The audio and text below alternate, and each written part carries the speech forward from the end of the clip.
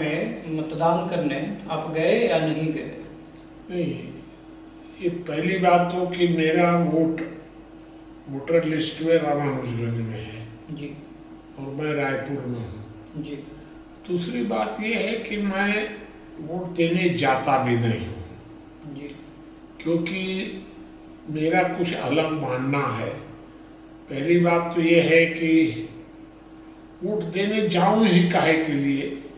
Vote देने का मतलब है कि जो वर्तमान संवैधानिक व्यवस्था है इस व्यवस्था से हम सहमत हैं। जी तो हम तो भाई सहमत है नहीं, जी क्योंकि हमको जो वोट देने का पावर है वो संविधान निर्माण में तो है नहीं। जी हमको तो वोट देना है केवल कि संविधान के अंतर्गत जो सरकार बन रही है इस पर मुहर लगाना है। जी तो मैं काहे को जाकर के मुहर लगाऊं। और दूसरी बात कि 3 परिस्थितियों में मैं वोट दे सकता था। कोई बहुत अच्छा आदमी, ईमानदार आदमी खड़ा हुआ है जी तो चला जाता, जी या कोई अपना नजदीकी आदमी खड़ा हुआ है एकदम जी कि उसको तो देना जरूरी है जी तो दे देता, जी या कहीं से कुछ मिल जाता, पैसा वैसा मिल जाता जी और कोई बड़ा सामान अगर मिल जाता जी तो ले करके वोट दे देता। जी लेकिन जब तीनों चीज की कोई मतलब नहीं है तो फ्री में वोट देने काहे के लिए चला जाऊं, इसलिए मैं नहीं गया। लोकतंत्र में वोट ही सब कुछ माना जाता है और आप कह रहे हैं कि या तो कोई सामान मुझे दे देता या तो कोई किसी प्रकार का प्रलोभन होता तो मैं वोट देता। मतलब क्या आप लोकतंत्र का विरोध कर रहे हैं या वोट के महत्ता को कम कर रहे हैं?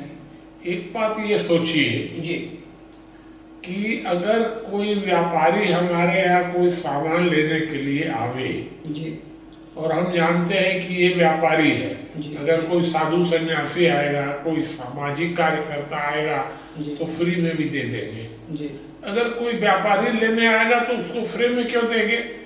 उससे जो हमको कीमत वसूल करना है उससे कर लेंगे। तो जब मैं देख रहा हूँ कि राजनीति पूरी तरह व्यापार है जी और जो भी वहाँ जीतेगा वो व्यापारी ही करेगा, जी तो फ्री में वोट देने की मूर्खता मैं क्यों करूँ?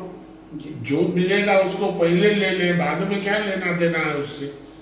तो मैं किसी व्यापारी को फ्री में सामान देना उचित नहीं समझता हूँ। तो क्या ये माना जाए कि लोकतंत्र में राजनीति वो व्यापार है? आज वर्तमान में तो यही है भारत में पूरी तरह 100%, क्योंकि जी भारत के प्रधानमंत्री कह रहे हैं कि विपक्ष में जो भी नेता हैं सब भ्रष्ट हैं। जी विपक्षी नेता राहुल गांधी या अन्य जितने भी विपक्षी नेता हैं जी सब ये कह रहे हैं कि सत्तारूढ़ दल में लोग भ्रष्ट हैं। जी और अगर हम इन दोनों की बात को सच मान लें जी तो फिर ईमानदार कौन बचा भारत में? जी तो हम काहे को खोजबीन करने जाएं? हमको तो जो नेता लोग हैं वही लोग सब बात बता रहे हैं कि सारे नेता सारे भ्रष्ट हैं, उन्हीं की बात हम मान लेते हैं।